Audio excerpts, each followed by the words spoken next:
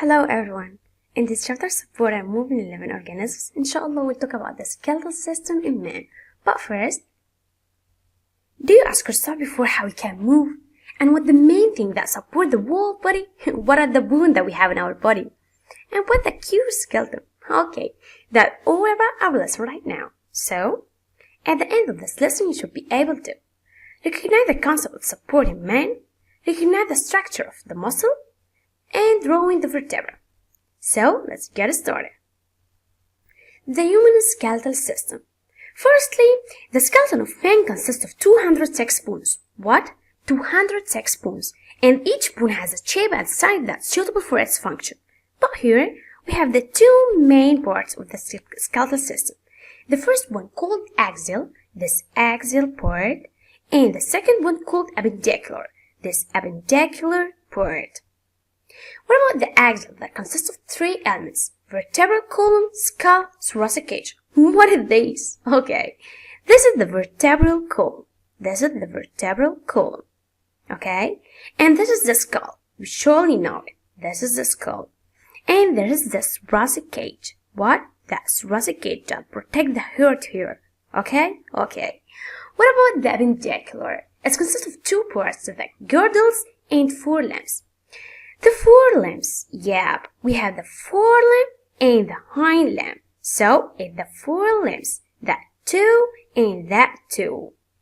What about the girdles? We didn't know the girdles. Okay, let me tell you. How can the upper limb join to the vertebral column? You should say by the girdles. So, you should say by the girdles that connect the upper limb to the vertebral column. So the girdle we have two types, the particular and pelvic. This is the particular girdle and this is the pelvic girdle. So let's get started to explain the vertebral column. Here in the vertebral column we have 33 vertebrae, and these 33 vertebrae classified into 5 groups, and each group of this has its one name and his one size and his one number. So, let's get started. The first one called cervical. What? Cervical. The first one cervical here in the neck region, and we have the 7 vertebrae that's moderate in size in the neck region, and followed by the next group that called thoracic. From its name, thoracic. So, it's in this thoracic, that chest region, that consists of 12 vertebrae and large in size in the chest region, and followed by the lumbar. Okay, focus on this. The lumbar is the biggest vertebra in the vertebral column that but consists of 5 vertebrae, only 5, but large in size, the biggest one. Here in the abdominal region. In this abdominal region, we have this 5 thoracic vertebrae. What about the scalar and coccyx? In this 3, cervical and thoracic and lumbar, in this 3 we had the 3 vertebrae. But in the scalar and coccyx, we had that fused, fused. But in this 3 are free. What about the skull? The skull consists of 5 vertebrae and was flat and bored. How we can do this? In this lumbar vertebra, we have the scalar ones, and this consists of 5 vertebrae, flat and bored. What about the coccyx? The coccyx is the smallest ones, and that's just 4 vertebrae infused, surely fused, and that was the smallest. This is below the skull. Okay, that's all about the 33 vertebrae. But in these 3 groups, first 3 groups are free, but in these 2 are flat and fused. That's fused, free. So that's so simple about the vertebral column, but it's so important. You should keep it, you should join it. Okay, what about this? The vertebra. What? The vertebra. You should know each vertebra consists of what? Okay, firstly, the anterior thick part. This anterior thick part called centrum. Called what? centrum. And the centrum laterally attached to these two transverse processes. These two transverse processes. That's number 1 and that's number 2. And posteriorly attached to the bony ring, spinal ring. What about these two? This is called anterior articulating process, and that is the posterior articulating process. And what about this canal? It's neural canal. And what about this? Carry a bone process directed downwards called neural spine, and the neural ring surround the neural canal in which the spinal cord extended to be protected. To be what? To be protected. That's all about that main vertebra. You should know it, you should keep it.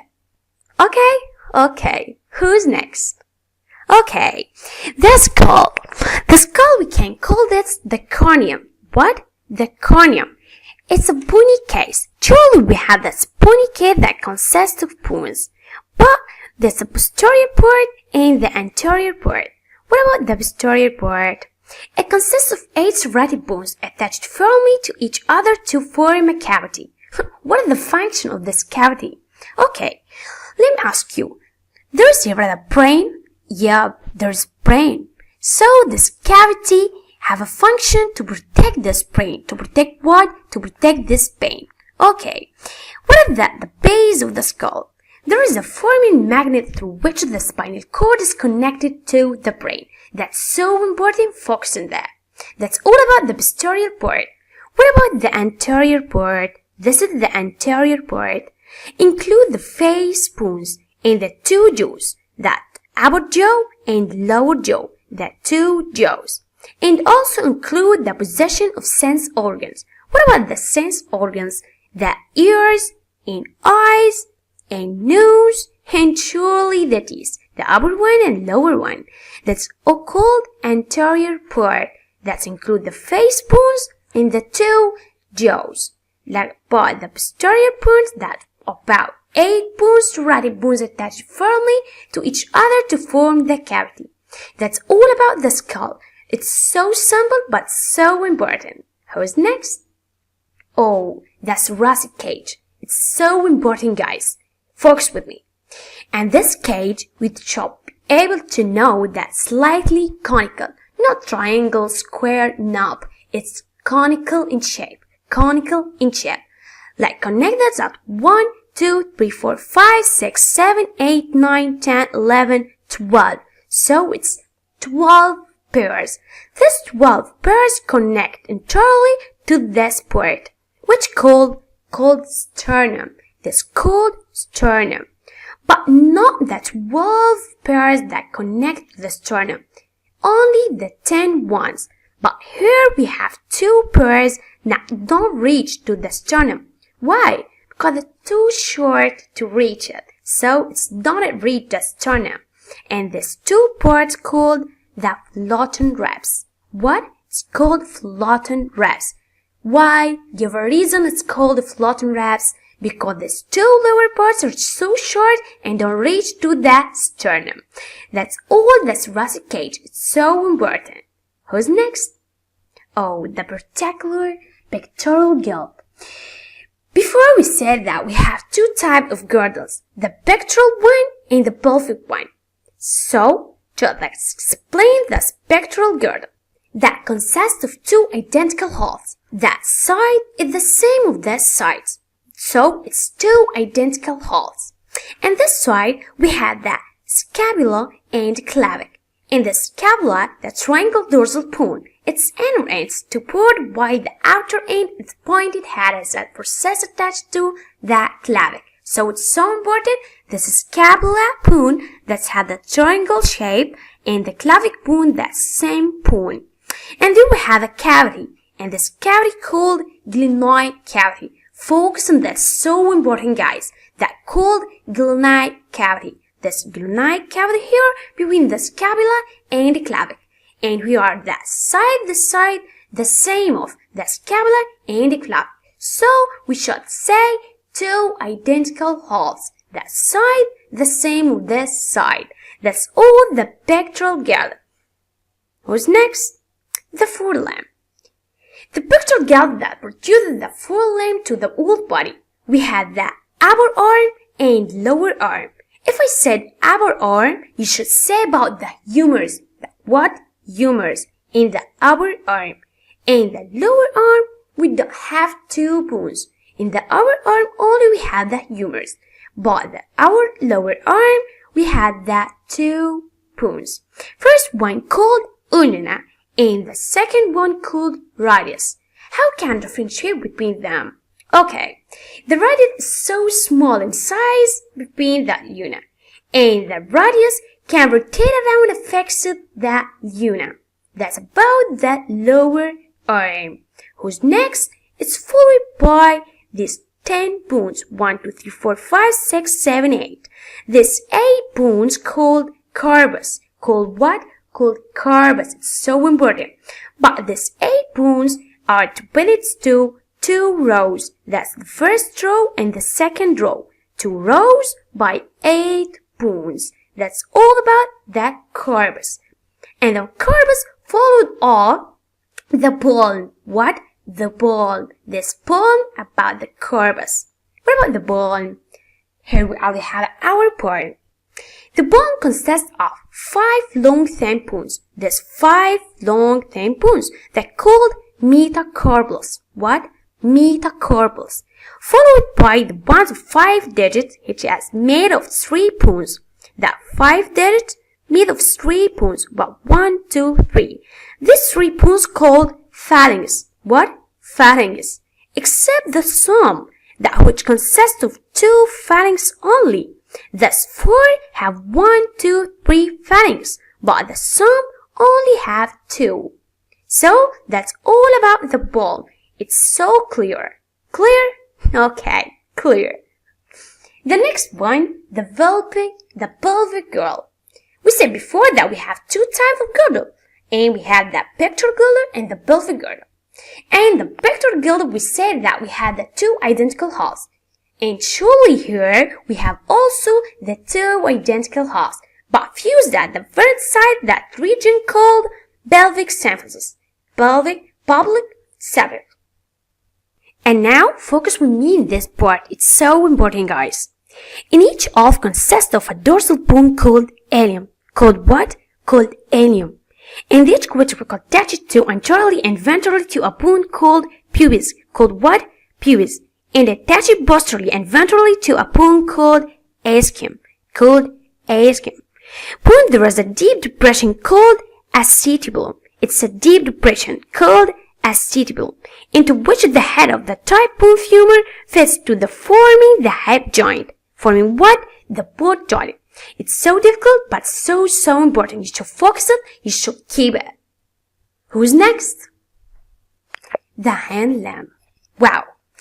The pie bone, which is supported by a bone called femur. That's the main bone in this hind limb, called femur.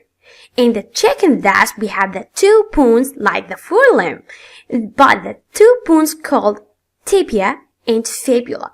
But focus, the inner one called tibia and the outer one called fibula. That's inner and the outer. That 2 bones in this part. But here we have the kneecap, we have patella. That's so important, so important. The patella in this kneecap. And the other consists of 7 board elongated shape called tarsals. What? Tarsals. And followed by the 5 bones called metatarsals. Focus on this. Tartals and followed by metatarsals. Not the metatarsal and the tartals. No. Tartals first and followed by the metatarsals.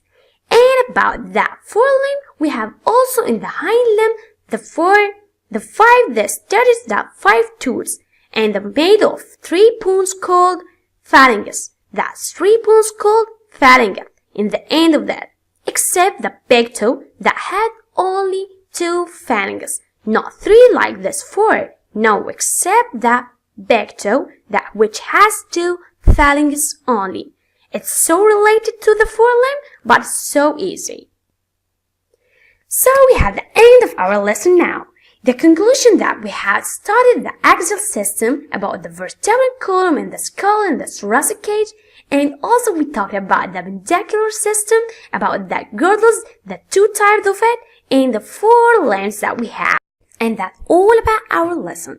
Now you can check yourself and test yourself with some questions. The first one called put true or false. The thoracic cage is slightly triangle in shape, connected posteriorly to the 12 thoracic vertebra. Focus. Yeah, it's really 12 thoracic vertebra, but it's not triangle, it's conical, so it's wrong. Excellent. The biggest vertebra in the vertebral column is lumbar. Focus. Yeah, it's correct phrase, because it's a lumbar is really the biggest vertebra in the vertebral column, so it's correct. Who's next? Choose the correct answer. First one is, the thoracic cage consists of pairs of ribs that don't reach the sternum. 12, 10, 2.